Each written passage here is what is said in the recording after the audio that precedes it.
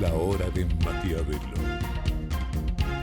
Soy Esteban Wolf, vengo como empresario, como emprendedor, pyme. Soy dueño de una fábrica de helados, exporto a 3 países y tengo que decirles que sufro a la Argentina de los 15 años. Los emprendedores estamos dispuestos a darlo todo, a apostar todo el capital que tenemos, el tiempo con mi familia, con mi mujer, con mis hijos, los ahorros, todo. Contratamos gente y más gente todos los días, armamos fábricas, vamos para adelante y no paramos. Jamás cobré un aguinaldo. Los problemas con los que lidia una pyme son increíbles. Les puedo nombrar varios de los que ya dijeron: presiones tributarias, problemas sindicales con que algunos bloquean ciertas plantas, faltantes de insumos, problemas de logística con el gasoil. Mis camiones la semana pasada no pudieron ir al norte a entregar los helados. Cargas sociales, cada empleado que contratamos cuesta un 50% más, la industria de los juicios laborales. La semana pasada me tocó discutir con un juez laboral de la Nación. Tuve un empleado por un año mi empleado, el año pasado cobraba 50.000 pesos por mes y el juez me explicó que la indemnización que yo tenía que pagar era de 2 millones de pesos por un año de trabajo. No hay pyme que exista y que sobreviva con los juicios y con la industria de los juicios laborales. Y se fueron todos. Yo decidí quedarme acá en Argentina para que mi vieja pueda disfrutar a sus únicos nietos que puede ver todos los días. Y para que... Perdón.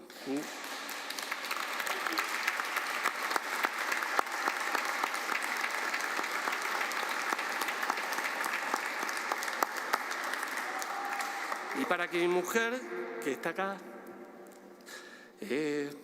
siempre decimos que soñamos con una mesa de nuestros 5 hijos y 22 en total con todos los nietos, y queremos esa mesa los domingos. Así que queremos abrir nuestras fábricas, nos emociona contratar a un empleado, nos emociona comprar una máquina, queremos exportar, queremos seguir creciendo, queremos que nuestro país salga adelante, podemos hacerlo juntos, podemos construir un país que soñamos. Les propongo que honremos a nuestros abuelos que vinieron acá y hagamos que nuestros hijos quieran quedarse acá y nuestros nietos se sientan orgullosos porque queremos trabajar juntos y porque a esos nietos les demostramos que en la Argentina podemos hacer el mejor país para vivir y emprender. Gracias. Sí, ¿qué tal? ¿Qué tal? Esta es la hora de Maquiavelo. Bueno, lo estuviste escuchando, ¿no? Esteban Wolf se llama, es un empresario pyme que estuvo en el Senado la semana pasada, conmemoración del Día de la Pyme. A ver, el empresariado argentino necesita 20, 30, 50 Esteban Wolf para que salgan a hablar, para que salgan a explicar.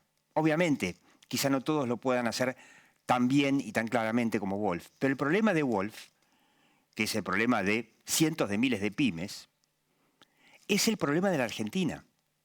Y es el verdadero motivo por qué la Argentina quebró. Porque el empleo lo dan las pymes.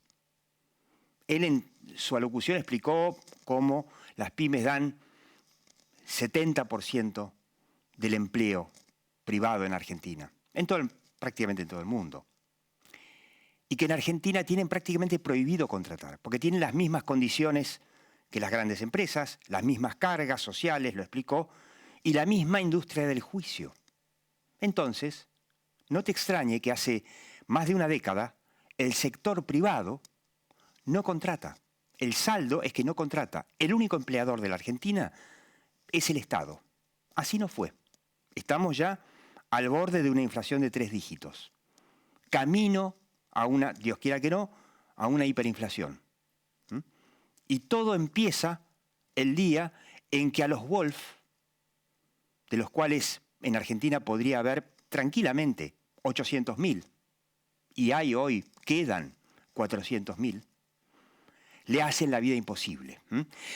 Recuerdo también, repasarlo en la hora de Maquiavelo el año pasado, principios del año pasado, cuando se despachó la ley de teletrabajo, que hablamos mucho acá, una ley que incluso hasta votaron algunos senadores y diputados de Juntos por el Cambio, una ley que perjudica la creación de trabajo remoto, que es el nuevo fenómeno desde la pandemia, dificulta y que muchos empresarios le habían explicado al Senado en su momento, que es de donde salió la ley, que eso iba a ser dañino para las empresas y no se iba a generar trabajo. Bueno, resultado, pudiendo generar muchísimo trabajo, no se generó. Y hasta algunos de Juntos por el Cambio votaron a favor. En ese momento, por eso te pido repasarlo, el que fue a hablar al Senado, el Wolf que fue a hablar al Senado, era un militante kirchnerista que tenía no sé, un sello de goma trucho, ni me acuerdo cómo se llamaba, que supuestamente era empresario, por supuesto que no era, en representación de los empresarios. Que las empresas pymes, sobre todo las pymes, no tienen voz en la Argentina. Nadie habla por ellas. Por eso necesitamos tantos Esteban Wolf que puedan explicar, por ejemplo, a ver, te quiero recordar una de la semana, ¿no? La vocera presidencial, Gabriela Cerruti, le puso paños fríos, dijo todavía no, pero el kirchnerismo tiene un proyecto de salario básico universal. A ver, ¿qué es esto del salario básico universal? Bueno, es un tema que se llegó a debatir hace unos años en Finlandia, en algún otro país escandinavo, ¿no? Una tesis escandinava por la cual vos le das un salario a todos los seres humanos, todos los habitantes de un país, un salario mínimo, y después las personas eligen trabajar y ganar más, o si querés no trabajar y no trabajas. Eso, por supuesto, para, no sé, Finlandia. En Finlandia salió la discusión, donde no hay un solo pobre, ¿no? Argentina tiene 40% de pobres, y el kirchnerismo, ¿qué ve? Bueno, ve lo que te estamos mostrando en la obra de Maquiavelo desde hace, bueno, ya te diría casi 2 años, ¿no? Más de 2 años. El kirchnerismo está perdiendo hasta su bastión del conurbano. Por eso el resultado de las últimas elecciones, y si se votara hoy, como lo están mostrando las encuestas, perdería mucho más. Y perdería sobre todo mucha intención de voto en ese conurbano pobre. De ahí que Cristina, los piqueteros cristinistas, tienen este proyecto de salario único universal, que ahora el gobierno, bueno, como ve que nos estrellamos contra el iceberg, dice no vayamos con esto porque entonces el dólar se nos va a 600. Pero el proyecto está. Y la oposición pregunta, que siempre nos hacemos en la hora de Maquiavelo, ¿tiene algo para decir? Cri. Es un debate incómodo para la oposición. Lo demostró la semana pasada en el Senado. Tuvo media sanción una nueva moratoria previsional, por ejemplo, que tuvo el rechazo de los senadores del PRO, pero los senadores radicales se abstuvieron. Porque claro, les cuesta mucho ponerse de acuerdo en un discurso y decir, miren, no funciona esto. Ahora la portavoz dijo que no está presente el proyecto, pero vos imaginate si acercándose las elecciones viene el kirchnerismo y te lo saca por decreto, justo antes de que asuma el nuevo gobierno. Un salario universal que no va a ser para todos y todas, sino que va a ser fundamentalmente para los trabajadores informales del conurbano. 8 millones, como el IFE, ¿te acordás? En la cuarentena, pero para siempre, de por vida, y para 8 millones de potenciales votantes del kirchnerismo. En lugar de eso, la oposición podría, en vez de callarse porque es un debate incómodo, porque no se ponen de acuerdo, que los radicales, la coalición cívica, el PRO, podría decir, vamos a dar el debate y plantear la pregunta. Muchachos, ¿y si probamos con laburar? Si probamos, por ejemplo, hacer una reforma laboral para que los Wolf de este mundo puedan contratar y para que aparezcan cientos de miles de nuevos Wolves y contraten y que conviertan a esos informales, que obviamente que no los puede contratar nadie con estas condiciones, en formales. Y dejamos la discusión del salario universal para cuando la Argentina sea rica como Finlandia. Es un debate en el cual la oposición tiene para ganar y tiene para evitar que no se la enchufen un mes antes de asumir, porque después el peronismo, ya sabemos, puede hacer, una vez, es muy probable que el próximo gobierno sea de la oposición, de la actual oposición, el peronismo lo que mejor sabe hacer es salir a la calle, tirar piedras y decir, me quieren sacar el salario único universal, me quieren ajustar, como ya pasó tantas veces. Entonces, ¿no es mejor negocio para la oposición plantear este debate ahora? Y salir al gobierno con una especie de toma de judo, digamos. con la fuerza del golpe de la propuesta del salario universal, ir y proponer ahora, instalar el debate ahora de una reforma laboral. Tranquilo, para el gobierno esto no lo va a hacer el kirchnerismo porque no está en su ADN, por supuesto, pero lo importante es instalar el debate. Y como creemos desde hace mucho tiempo, en la obra de Maquiavelo, que ese podría ser el principio de la solución para la Argentina, te propongo que te quedes en 5 segundos. Me voy a sentar con uno de los mayores expertos en este tema, que escribió incluso un libro sobre eso, y le vamos a preguntar, ¿puede la Argentina empezar a salir del desastre con una reforma laboral, con una simplificación de toda la burocracia y todas las regulaciones que traban al sector privado? Quédate.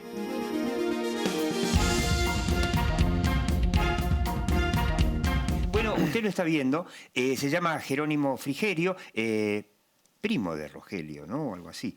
Es un abogado experto en desregular cosas, ¿no? Autor de un libro que se llama Simple, que lo mostramos aquí en la obra de Maquiavelo. Mira, Jerónimo, acá tenés ahí en Diputados pidiendo ya el salario básico universal ya, que por ahora le pusieron paños fríos, ¿no?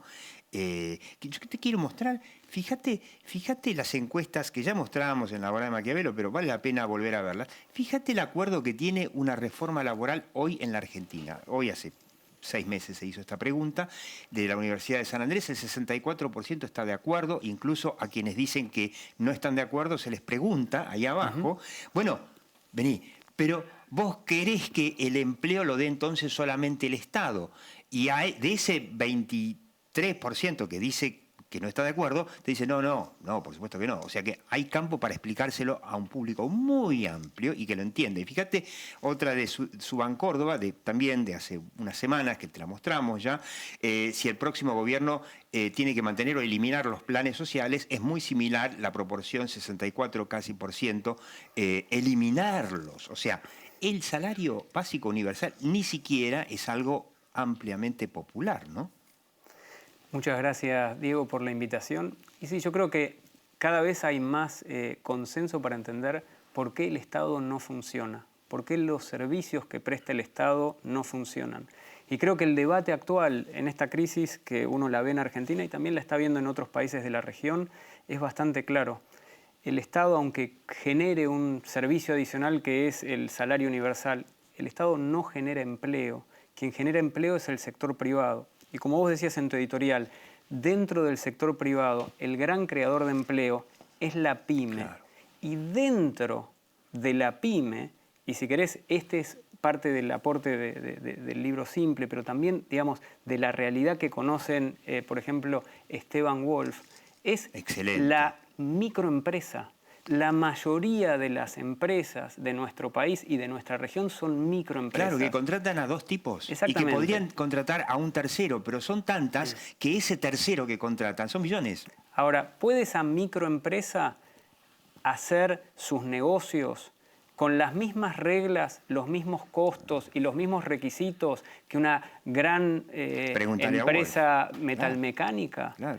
¿Puede soportar la regulación de un Estado distribuido en 20 ministerios, por ejemplo? Te comento la pregunta que vos me hiciste sobre si puede una pyme, por ejemplo, un tallercito mecánico, tener el mismo convenio laboral que la Ford, que lo cerró con Esmata, ponele, o con la UOM, o que quien sea.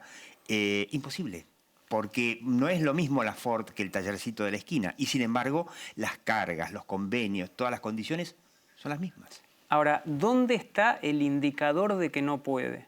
En la informalidad. Claro. Cuando vos ves la informalidad, y Argentina es un país masivamente informal, como son todos los de nuestra región, la informalidad lo que te muestra es que esas reglas son incumplibles. ¿Me equivoco? ¿O la mitad o más de la mitad de los empleados de la gente del sector privado está informal? Son las estimaciones prepandemia. Sin prepandemia. Derecho de nada. Sí. Sin derechos, sin obra social, sin nada. Por eso es muy interesante. Pueden haber todos los derechos que uno quiera. Ahora, si no son derechos que sean posibles de llevar a la práctica, no sirven. Y creo que estamos en este momento, en esa instancia donde todo lo que no sirve y es declarativo se pone como si fuera en tela de juicio. Y la pregunta es, ¿cómo se genera desarrollo? ¿Cómo en realidad se pasa de esta situación de falta de empleo a uno de empleo? Y justamente hay que facilitar la creación de empleo, que es lo que en tu editorial decías, es difícil. Ahora, para facilitar la creación de empleo, lo primero que hay que entender es cuál es el vehículo que crea mayor empleo. Y a partir de ahí, las pymes. Pero vos fíjate que ya se nota con los planes. Ya tenemos 1 millón, no sé cuánto, 200, 300.000 planes. Los planeros no te van a querer ir a trabajar en blanco, porque pierden el plan. Lo mismo sería con el salario universal. Si yo tengo el salario universal, no me voy a poner a trabajar en blanco para perder el salario universal. Si trabajo, trabajo en negro. Y las pymes, pues sobre todo las grandes empresas, pero las pymes también, en general no quieren contratar en negro, porque los juicios el riesgo es muy alto, las multas son muy altas. Entonces, lo único que fomentaría es más informalidad. Déjame presentártelo como si fuera un tríptico. En un lado tenés los planes sociales y tenés, si querés, los subsidios a este salario universal. En el medio tenés el 1% de las grandes empresas o las medianas empresas que pueden subsistir con toda esta carga regulatoria. Sí, claro. La Ford, Volkswagen, pues no y hacen contrataciones por tiempo indeterminado, claro. Sistema jubilatorio, todo lo que uno conoce. Y del otro lado tenés en la informalidad o en la semiformalidad estas pequeñas empresas que son todo prácticamente el sector privado que uno conoce. Es lo que además dentro de la informalidad vendría a sumarse a este 99% y que está contratando gente de confianza sin contrato, que hace contratos con gente que conoce y que si vos le pudieras dar un marco de reglas y de instituciones digital y al mismo tiempo los integraras al modelo de desarrollo, te iría mejor. Hoy por hoy Argentina empuja su modelo de desarrollo con el 1%, financiando a este lado. Y lo que yo estoy planteando es, más que el 1%, tenés que sumar al 99% y hacer desarrollo con el 100%. Claro. No hay país de nuestra región que pueda progresar y tener desarrollo hasta que no se traccione el desarrollo con el 100%. Y este 99% que está en la informalidad tiene también recursos, tiene proyectos, tiene ganas de trabajar, tiene cultura de trabajo. Hay un estudio que hizo una institución que se llama el MONAPI de Alejandro Vestani, muy interesante, que pidió hacer al Observatorio PYME, donde surge que con una reforma laboral automáticamente las pymes podrían contratar en muy poco tiempo a 2 millones de personas en blanco. Y con la plata de los propios empresarios. O sea, el gobierno no tendría que poner nada. No, el gobierno además no tiene que poner. Pero hay un tema. Estas reformas no se hicieron en Argentina en los últimos 50 años. Es decir, no están en la agenda. Ahora tienen que entrar. Y no alcanza inclusive en esta instancia, en esta coyuntura, con una reforma laboral únicamente. Vos necesitas que todo el ciclo, digamos, vos tenés que alinear acá sector público y sector privado. Y ese, si querés, es el gran debate que hoy por hoy tenés en la realidad. Con este costo del Estado para las empresas tampoco.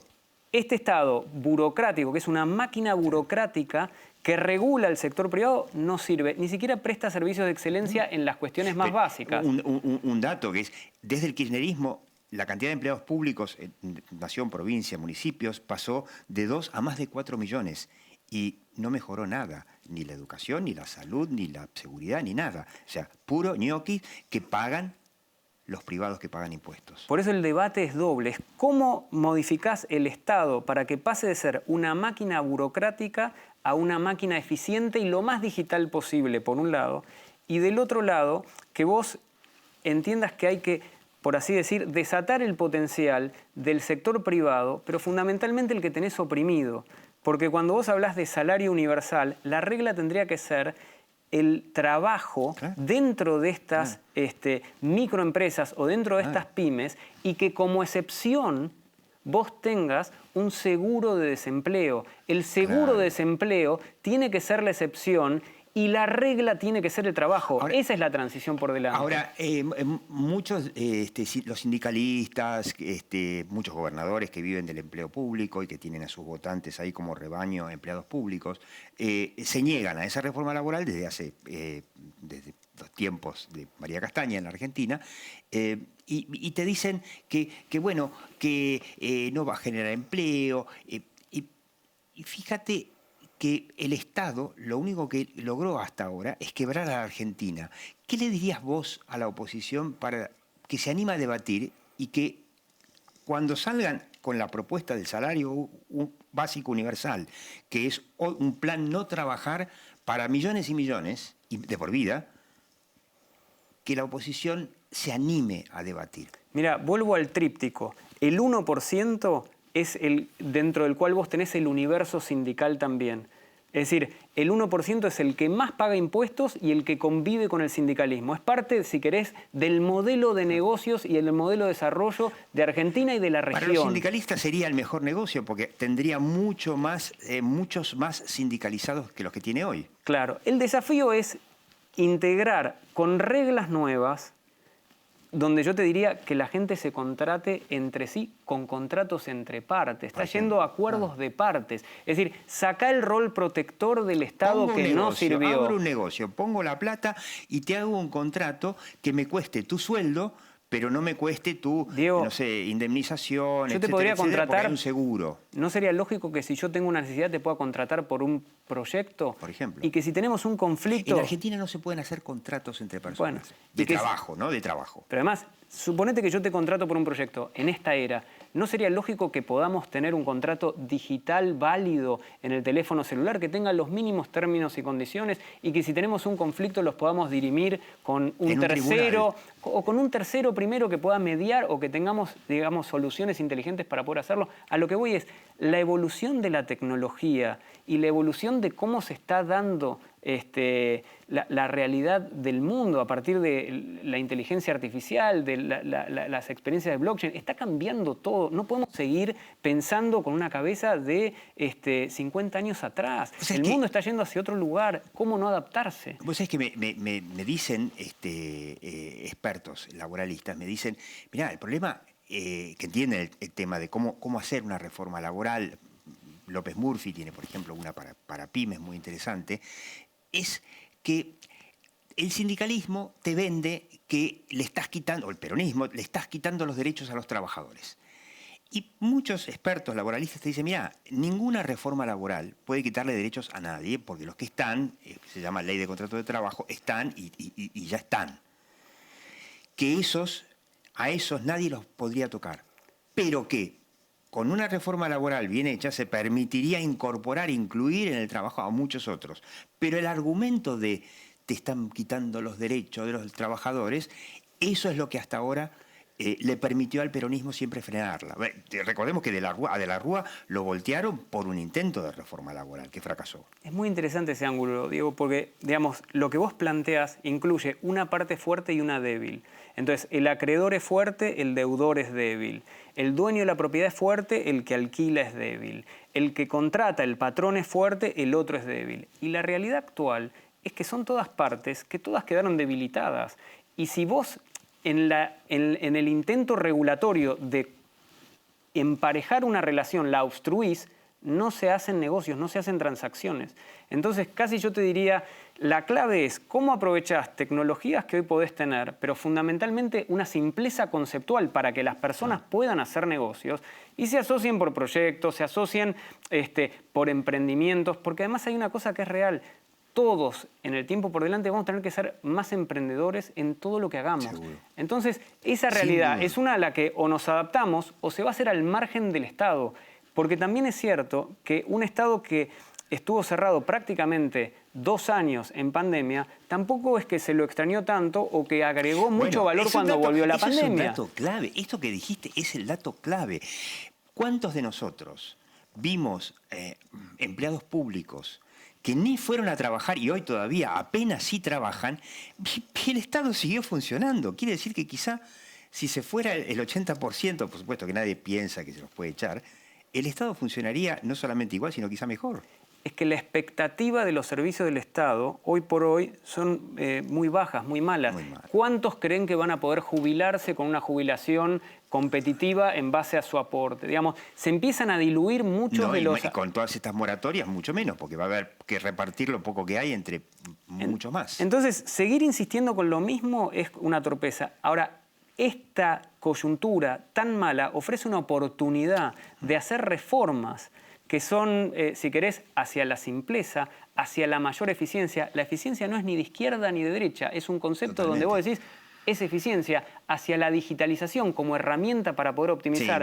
Sí, igual ahí no coincido tanto porque por algo la Unión Soviética colapsó. No era muy eficiente el sistema. Bueno, que ahora la ministra Batakis cada 2 palabras dice planificar, planificar, planificar. Muchacho, no funcionó en la Unión Soviética. No funcionó, no va a funcionar. Cerramos con Dale. un prácticamente por sí o por no.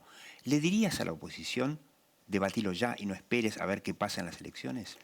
Mira, yo creo que no solamente... Tu libro, ¿no? Sí, pero no solamente la oposición de Argentina. Yo con mirada latinoamericana te diría, todos los gobiernos que están yendo a urnas están perdiendo. Hay una demanda social, no solamente en Argentina, sino en toda la región, por reformas. El tiempo de entender que cambió lo que conocimos y que hay que reformar y modernizarse llegó tanto para, digamos, para la oposición como para el oficialismo, para todos. Gracias, Jerónimo Frigerio. Y vos seguís viendo La Hora de Maquiavelo. Chau.